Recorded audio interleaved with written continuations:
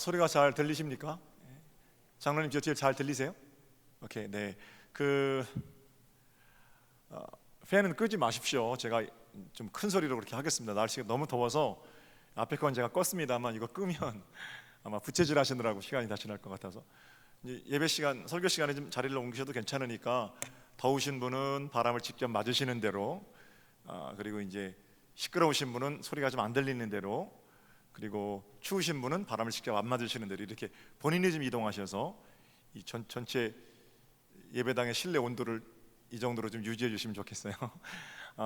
무더위 어떻게 지내십니까? 갈라디아 3장 오늘 이제 마지막 세 번째 시간인데 오늘 이렇게 얘기를 시작해 볼게요. 어른이 된다는 거하고 나이가 들어간다는 거하고는 같은 일이 아닙니다. 세월이 흐르면서 나이를 먹어가는 것은 자연스러운 일이죠. 그래서 누구나 원하든 원치 않든 노력하든 노력하지 않든 노인이 되어가는 건 분명한 일입니다. 그런데 노인이 되어간다고 해서 자동적으로 그이가 어른이 되는 건 아닙니다. 같은 말이 아니라는 거예요. 어른이 되지 못한 노인은 자신의 경험만을 절대화합니다. 그래서 젊은이들을 무조건 가르치려고 그래요. 그런데 어른이 된 노인은 자신의 경험만을 강요하지 않습니다. 끊임없이 하나님 앞에서 자신을 낮추는 어른스러움이 있기 때문에 낮아짐으로 비워진 그 자리에 자신의 경험에 일천한 철부지 젊은이들을 품게 되는 거죠. 그래서 어른이 된 노인, 겸손한 노인 주변에는 늘 그 어른을 공경하는 젊은이들이 함께 있습니다. 어른이 된 노인은 그래서 어른이 되어도 외롭지 않은 겁니다. 어른이 되지 못한 노인에는 그 입에는 늘 이런 말이 있습니다. 저런 버릇없는 놈이라는 타박이 있어요. 그러나 어른이 된 노인의 입술에는 젊은 사람이 그럴 때가 있어, 젊은이 힘내게 하는 격려가 있습니다. 집안에 노인이 있는데 어른이 없으면 있는 노인 때문에 그 집의 평화가 깨집니다. 그러나 그 집에 어른이 계시면 계신 어른 때문에 문제들이 해결됩니다. 어른의 넉넉한 품으로 가족들을 품고 기도하고 안아주고 위로해 줄 수 있기 때문입니다. 사랑하는 여러분, 교회도 마찬가지입니다. 이 105년이면은 나이 많이 먹은 교회잖아요, 그죠? 여러분, 우리 교회 노인 교회입니까? 어른 교회입니까? 나는 우리 서정교회 성도들이 믿음의 선배들이 굳게 뿌리 내린 이 자리에서 몰려오는 젊은이들을 품고 연세가 드신 분들이 조금 더 낮아져 섬김으로 말미암아, 물론 어른도 공경해야 합니다. 그거 하지 말자는 게 절대로 아닙니다. 그러나 105살이니까 우리는 어른 교회, 나이 많이 든 교회 출석하는 교인들이니까 이 땅에 몰려오는 젊은이들을 우리의 어른스러움으로 품어내는, 또는 그들을 격려해내는 좋은 어른 교회가 되어야 하는 줄로, 또는 어른 교회인 줄로 그렇게 믿습니다. 교회가 은혜스러우려면 고집쟁이 노인보다는 넉넉한 품에 어른들이 많을 때 교회가 은혜스러운 자리가 되는 겁니다. 자, 이 정도 하고요. 계속해서 바울의 설교를 살펴볼 텐데, 지난주에 우리는 율법의 저주가 아닙니다, 은혜의 복음으로 사는 겁니다, 이렇게 얘기를 나눴죠. 율법은 범법함으로 더하여진 것입니다. 하나님의 약속이 성취되었을 때 율법은, 범법함으로 더하여진 강제 규정들은 그 약속의 성취와 함께 사라지는 겁니다. 유효기간이 있어요. 지난주 읽지 못했던 23절을 볼까요? 23절. 믿음이 오기 전에 우리는 율법 아래에 매인 바 되고 계시될 믿음의 때까지 갇혔느니라. 22절부터 한번 읽어보겠습니다. 지난주 같이 이어지는 본문입니다. 그러나 성경이 모든 것을 죄 아래 가두었으니 이는 예수 그리스도를 믿는 믿음으로 말미암는 약속을 믿는 자들에게 주려 함이라. 율법의 저주가 아니라 복음으로 살아야 하는데 율법의 저주가 그동안 우리를 가둬왔다는 거죠. 지난주 얘기입니다. 그런데 22절에 보면 이상한 말이 있어요. 성경이 모든 것을 죄 아래 가두었다. 여러분, 여기 동의할 수 있으십니까? 의미는 알겠죠, 그죠? 율법이 우리를 죄 가운데 가두었다는 거고 율법이 우리에게 자유함을 빼앗아갔다는 그런 얘기입니다. 그런데 성경이 모든 것을 죄 아래 가두었다, 그런 말이 좀 안 맞잖아요. 오히려 성경은 죄에 갇혀 사는 우리를 해방시키시는, 자유가 없는 우리에게 그리스도의 십자가로 자유를 허락하신, 놓아주시는 말씀인데 성경이 우리를 죄 아래 가두었다, 이 말이 쉽게 이해가 안 되잖아요. 그래서 번역이 중요합니다. 22절에 성경이라고 번역된 단어는 히라보로 그라페입니다. 그라페는 기록된 율법이라는 거예요. 그러니까 문맥에 맞춰서 해석하려면 갑자기 뜬금없이 성경이 우리를 죄 가운데 가두었다 이렇게 말하지 말고, 율법이, 기록된 율법이 범법함으로 더하여진 강제 규정들이 사람의 자유를 빼앗았다, 이렇게 읽는 것이 맞는 얘기겠죠. 율법이 가둔 우리를 그리스도께서 해방시키셨다라는 말씀입니다. 여기까지는 지난주 함께 이어서 오는 그런 말씀이었고요. 똑같은 얘기를 오늘은 각각 두 가지 다른 버전으로 이야기를 하는데 24절을 보겠습니다. 율법, 유효기간 끝난 율법에 대해서 뭐라고 말하는지, 이같이 율법이 우리를 그리스도에게로 인도하는 초등교사가 되어 우리로 하여금 믿음으로 말미암아 의롭다함을 얻게 하려 함이라. 옛날에는요, 이 초등교사라는 단어가 몽학선생 그랬어요. 그래서 저 어릴 때도 신앙생활 할 때 목사님들이 자꾸 몽학선생 그게 뭔가 싶었어요. 쓰는 말 아니잖아요, 그죠? 아주 기초적인 것들을 가르치는 그런 선생, 몽학선생. 그러면 여러분, 초등학교 교사가 좋은 분입니까, 나쁜 분입니까? 또는 좋은 분이어야 합니까, 나쁜 분이어야 합니까? 저는 초등학교 1학년 때 좋은 선생님을 만나서 지금까지 초등학교 선생님에 대한 이미지가 너무 좋아요. 저희 때는 많이 맞기도 했는데 아무리 때리셨어도 그래도 선생님을 처음 만난 선생님이 너무 좋은 분이어서 선생님들은 다 존경해 드려야 한다, 그런 경험들을 가지고 있고 그런 마음들을 가지고 있습니다. 초등교사는 참 좋잖아요. 그런데 여기서 말하는 초등교사는 과연 긍정적인 의미로 쓰였는가? 번역이 그래서 굉장히 중요한 것 같아요. 만약에 율법이 초등교사입니다 라고 바울이 말하는 것을 제가 가지고 있는 초등교사에 대한 이미지와 겹쳐보면 율법은 매우 유익한, 또는 율법은 기초와도 같은, 율법은 꼭 있어야 하는 연결, 이렇게 읽게 됩니다. 그런데 바울은 전혀 그런 의도로 얘기하고 있지 않아요. 다시 한번요. 초등교사라는 단어가 파이다고스입니다. 히라보로 파이다고스. 파이다고스는 파이디아라는 어린이라는 단어하고 고고스, 데리고 다니는 사람 이거든요. 그래서 어떤 본문에는 유모 이렇게 번역도 돼 있고, 오늘 본문에는 초등교사, 옛날에는 몽학선생 이렇게 번역돼 있어요. 그러니까 랍비에게 그 아이를 데리고 다니면서 이렇게 연결시켜주는, 그게 파이다고스입니다. 파이다고스가 좋은 의미로 쓰이지 않았다는 거예요. 2000년 전에는 그런 일들은 노예가 했습니다. 그래서 지금 초등교사라고 번역된 이 율법의 일에 대해서는 그거는 노예가 하는 허드렛 일인 거다, 이런 의미거든요. 약속의 말씀이 오시면 율법은 없어져야 한다, 이걸 지금 말하는 단계에서 율법은 반대되는 건 아니지만 초등교사가 하는, 파이다고스가 하는 그저 하찮은 일 정도에 불과하다. 바울이 의도적으로 그렇게 말하지는 않지만 바울의 의도가 문맥상 이런 건데, 우리가 책을 읽다가 야, 율법이 초등교사구나, 율법이 몽학선생이구나, 진짜 중요한 기초를 가르치는 거구나, 이렇게 읽게 된다라는 겁니다.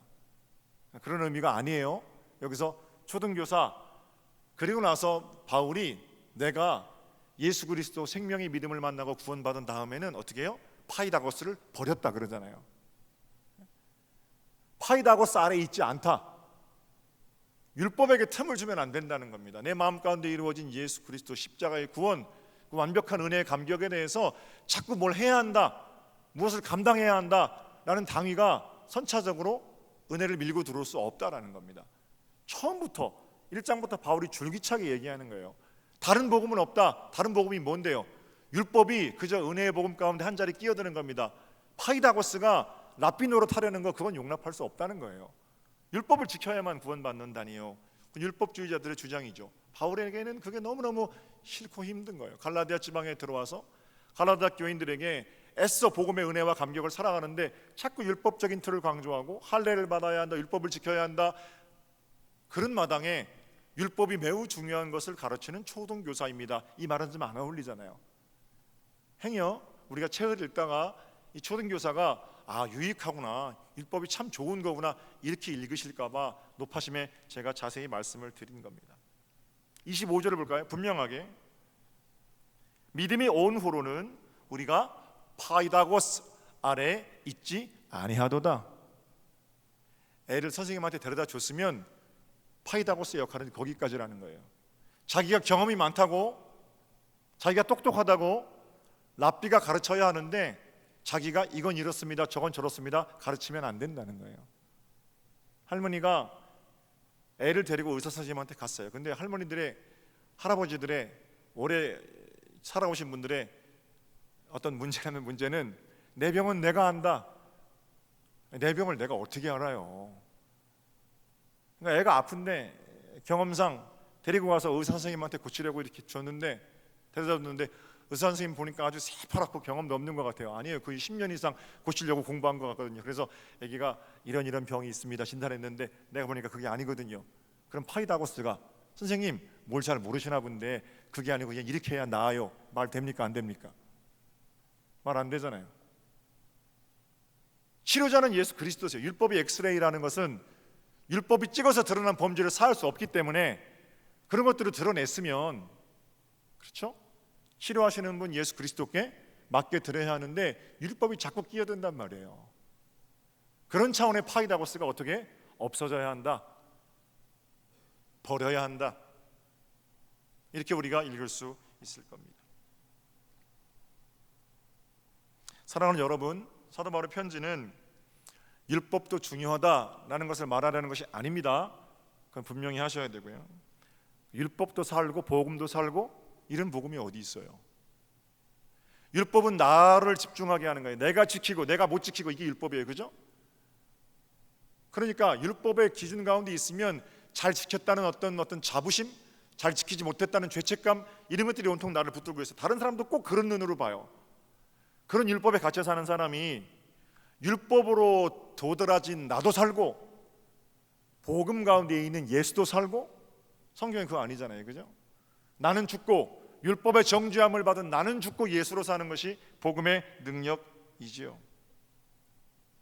신앙생활 오래 하면서 이거 한 가지 분명하게 하셔야 됩니다. 온통 저와 여러분의 관심은 주님 내게 어떻게 해주시겠어요? 주님 이 아침에 또는 이 저녁에 나를 어떻게 위로하시겠어요? 주님 내 상처를 어떻게 만져주시겠어요? 주님 내 병 어떻게 고치시겠어요? 주님 나 어떻게 행복하게 살게 하시겠어요? 뭐 이러고 기도하고 나온단 말이죠. 뭐 그런 의미로 인해서 먼저 무릎 꿇을 수는 있습니다.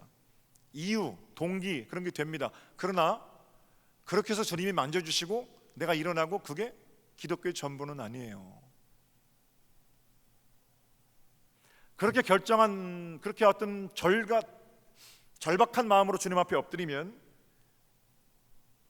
문제가 해결되건 안 되건 이제껏 은혜 가운데 나를 인도하신 주님이 보이고, 지금도 나를 붙들고 계신 주님이 보이고, 앞으로도 내 인생을 인도해 가실 주님의 손이 나를 붙들고 계심을 보기 때문에 주님 알겠어요, 천만이 일어나 나를 치려고 해도 나는 두려워하지 않아요.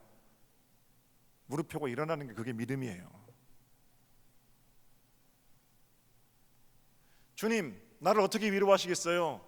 이렇게 엎드렸다가 주님 내가 무엇을 할 수 있을까요? 하고 일어나는 게 믿음의 사람들의 모습이라고요. 기독교가 전부 무당 절간돼가지고 어떻게 하면 예수 믿고 돈 벌고, 어떻게 하면 예수 믿고 오래 살고, 어떻게 하면 예수 믿고 높은 데 올라가고, 죄송합니다만 주구장창 이런 것만 읊어대는 복음은 쓰레기 복음이에요. 그런 복음 가지고 세상이 변하지 않아요. 욕망 덩어리들만 교회에 모여들겠죠.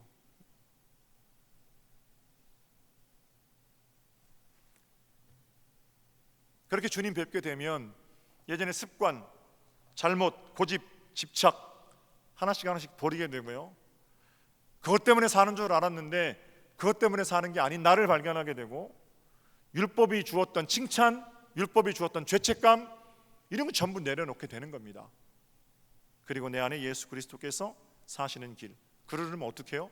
율법으로 진단된 더러운 것들을 버려야지 어른이 되죠. 버려야죠. 우리가 초등교사 아래 있지 아니하도다. 예수 50년 60년 믿었는데 매일 그 문제 가지고 그렇게 엎드려서 하면 어떻게 합니까? 아직 버리지 못한 거죠. 자, 아이가 중학교 3학년인데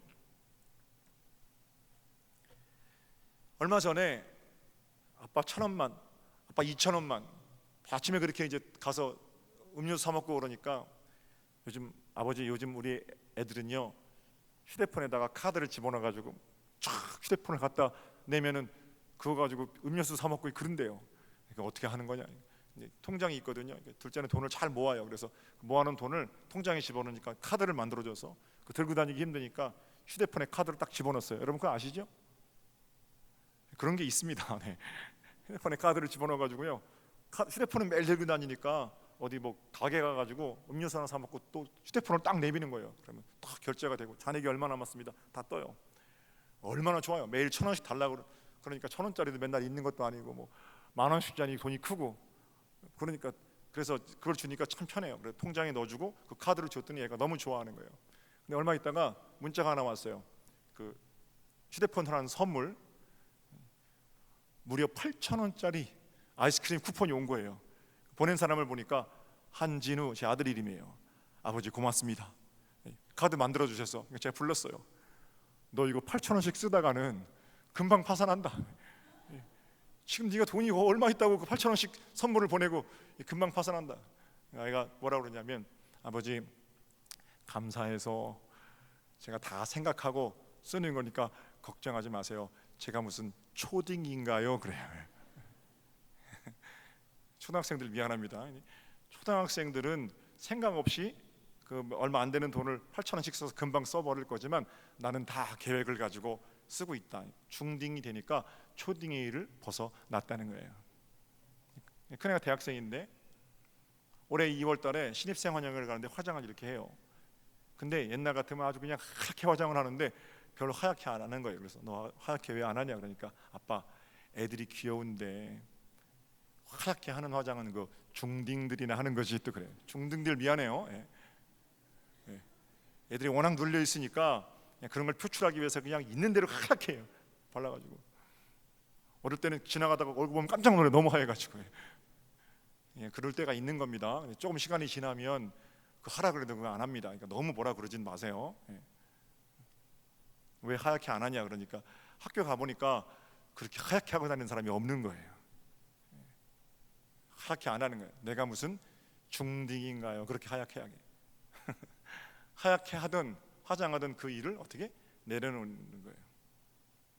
막내 동생 아들 딸이 왔는데요. 아들이 6살이에요. 도진인데 얘가 한국말을 잘 못해요. 그러니까 알아듣긴 듣는데 왜 걔들 특징이 그렇잖아요. 자기 하고 싶은 얘기만 하거든요. 애들.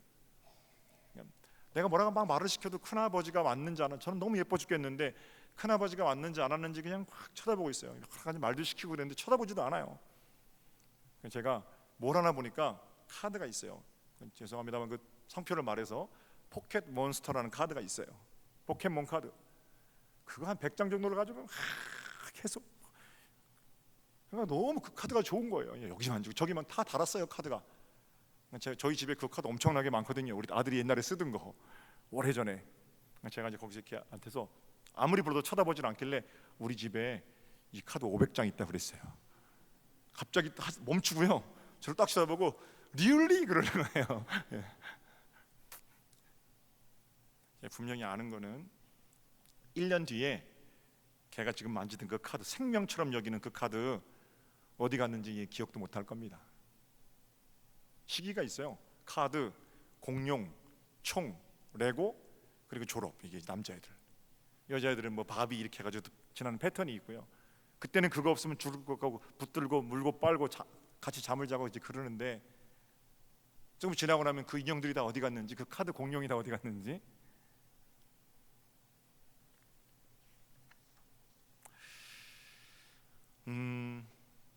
취미는 괜찮죠.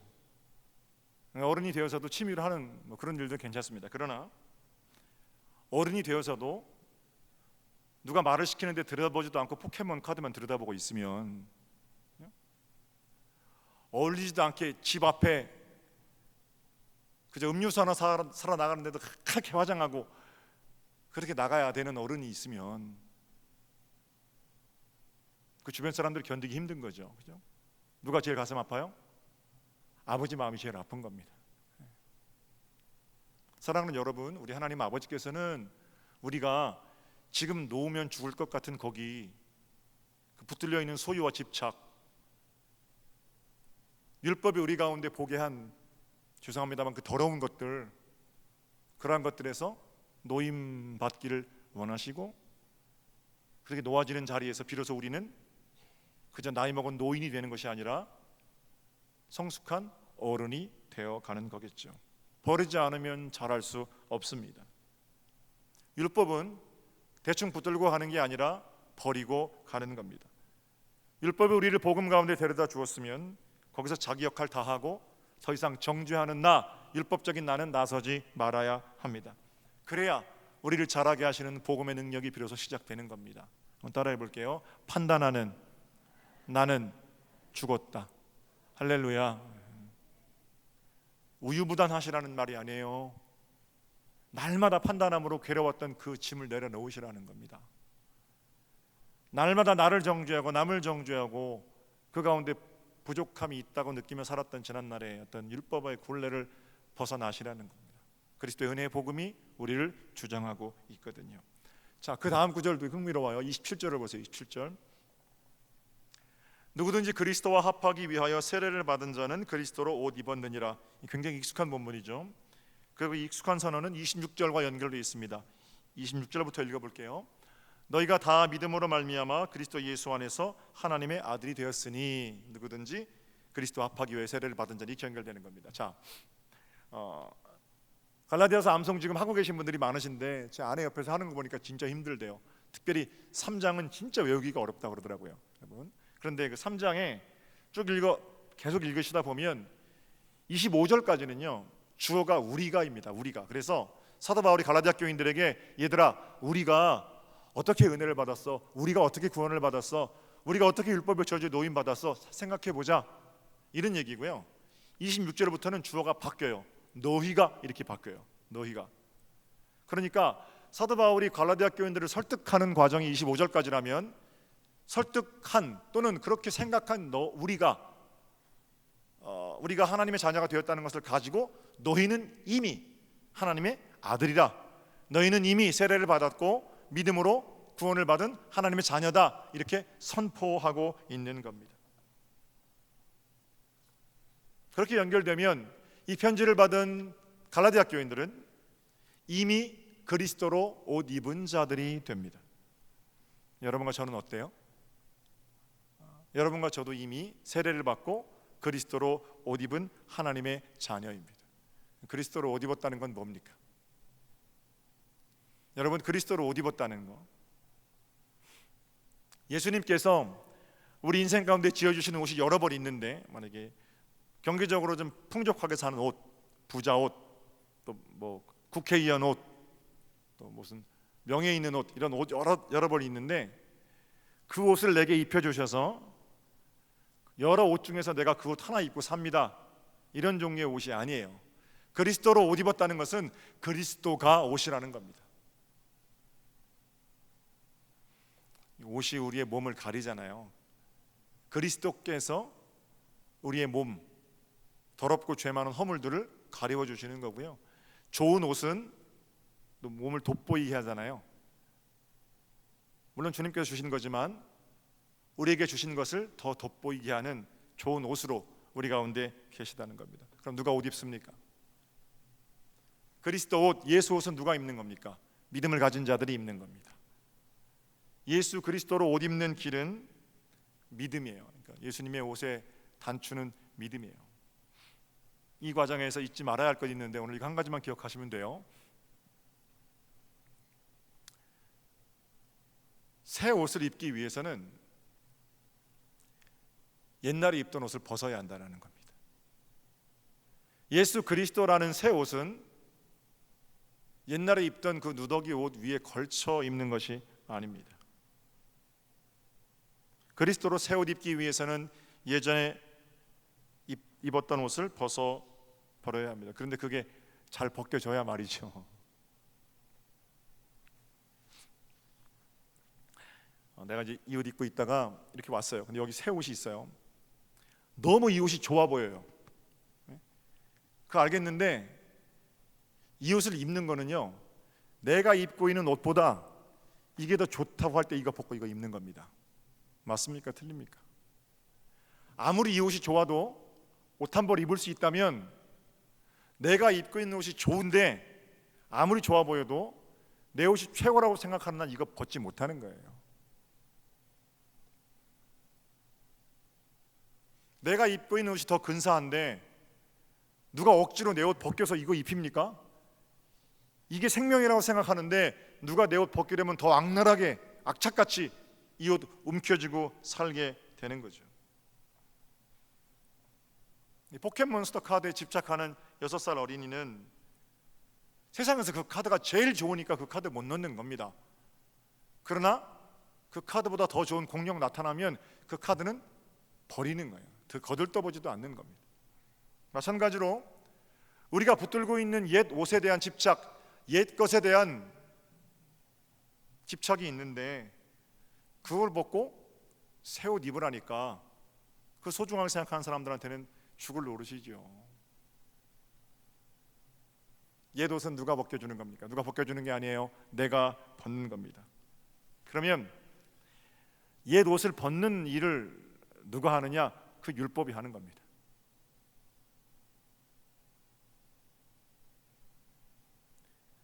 이전에 내가 걸치고 살던 그 옷이 그저 누더기였음을, 뭐 잘한 자리에서 불쑥 밀고 올라오는 공로, 교만, 뭘 못한 자리에서 나를 옥죄는 죄책감, 율법이 보게 하는 것은 그동안 내가 걸치고 살던 옷이 얼마나 부끄러운 것인가? 이런 것들을 율법은 보게 합니다. 율법이 없을 때는 그게 부끄러운 줄도 몰랐어요. 그러니까 남들이 욕하는지도 모르고 남들이 조롱하고 비아냥거리는지도 모르고 그 옷 입고 뽐내면서 그렇게 다녔잖아요. 그러다가 남이 어떻게 되든 말든 내가 크게 일단 사업을 해서 나중에 내가 뭐 나눠주면 되지, 그리고 악착같이 돈을 벌며 살아왔는데 그게 전부인 줄 알았는데 율법에 보니까 그 전부가 아니거든요.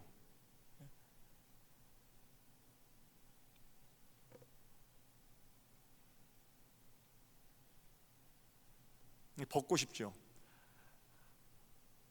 그런데 여러분, 평생 동안 그렇게 살아왔는데 그거 잘 안 벗겨집니다. 예수 만나는 것은 내가 그동안 살아온 방식이 있고 그 상식에 플러스 알파, 이건 잘 되는데 그동안 내가 살아오던 방식들, 누더기에 걸치고 사는, 그러면서 자랑스러운데 그거 내려놓고 예수 잡으라니까 이거 내려놓기가 힘든 거예요. 평생 동안 그렇게 살아왔는데 그걸 어떻게 바꿔요? 안 벗겨져요. 안 벗겨져.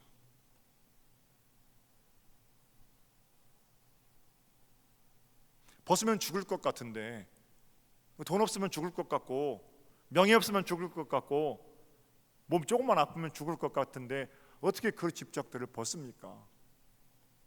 그래서 늘 무서운 거예요. 더 나이가 들수록 돈에 집착하게 되고 나이가 들수록 건강에 집착하게 되고 그거 붙들고 이거 아니면 죽는, 자녀에 집착하게 되고 그렇게 사는 거죠. 그러다가 어느 날 옷 벗을 수 있는 길을 발견하지요. 하나님의 은혜로 지어주신 새 옷 예수 그리스도를 보는 겁니다. 그리고 그 옷을 어떻게 지으셨는지를 보는 거예요. 그냥 하늘에서 뚝 떨어진 게 아니라 과연 내게 이 옷을 지어주시기 위해서 예수님께서 어떤 희생을 치르셨는가. 십자가의 놀라우신 사랑을 묵상하게 됩니다.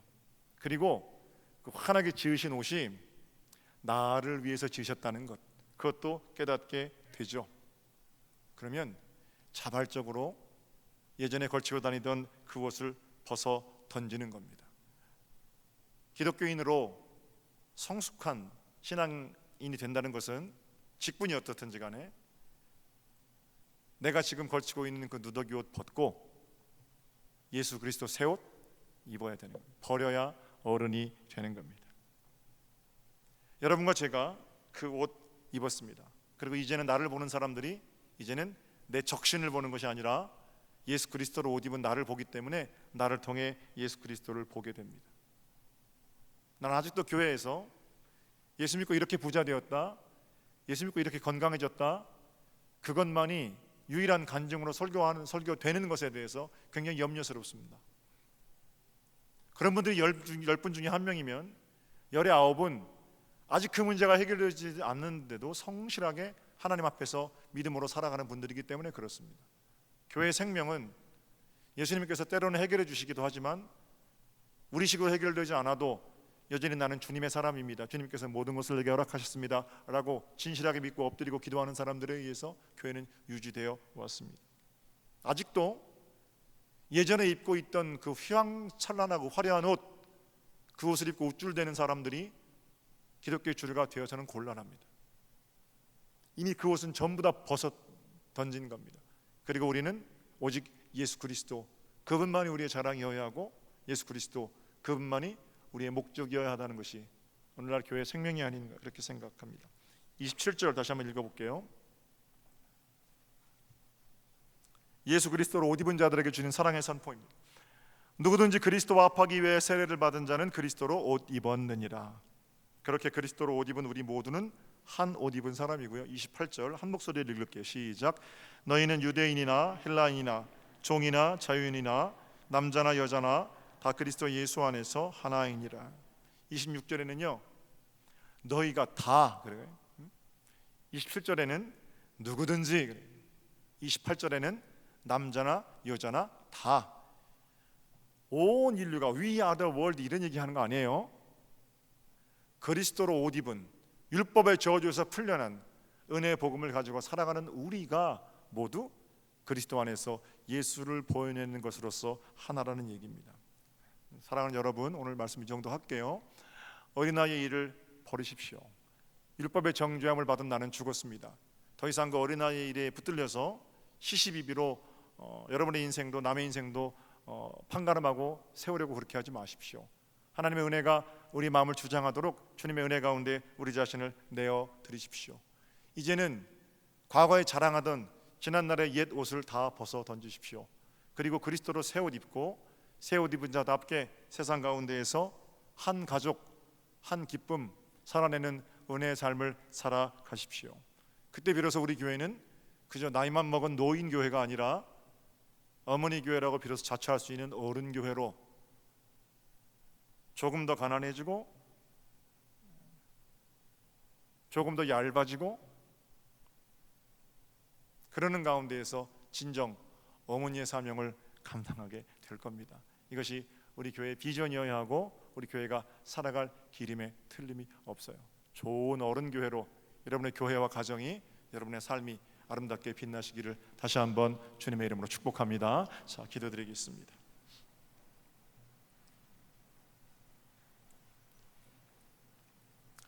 하나님의 은혜를 감사합니다. 그리스도로 옷 입은 자답게 예수 그리스도 복되고 귀하신 일이 우리를 통하여 드러나도록 복음이 능력되게 하옵소서. 감사하옵고 주님의 이름으로 기도 올렸나이다. 아멘.